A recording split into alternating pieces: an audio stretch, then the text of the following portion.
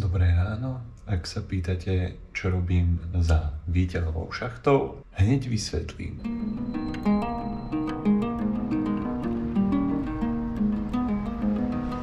Tento vchod mi bol včera osudným.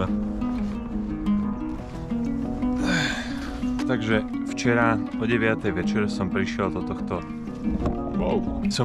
tohto prenádherného miesta Kaiserlautern. Ako som sa aj bál, tak bol dosť problém nájsť faru, ktorá by bola otvorená a bol by tam niekto ochotný o 9. večer. Tak som si našiel Airbnbčko, ktoré sa ešte dalo objednať a pozeral som adresu, že ak sa tam dostanem. Keď som došiel na tú adresu, tak týpek nemal nikde vyznačený svoj zvonček. Bol tam napísané, že to bude na 4. poschodí a boli na 4. poschodí 2 byty a ani jeden mi neotváral. Tak som proste zostal v tom vchode.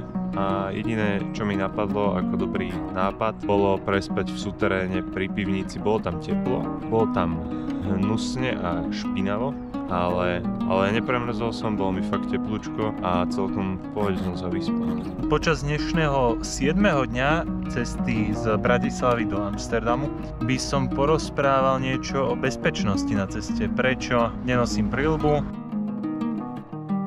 Na úvod treba povedať, že sú prvky, ktoré zabraňujú nejakej kolízii a sú prvky, ktoré ťa chránia už, ak sa nejaká kolízia stane.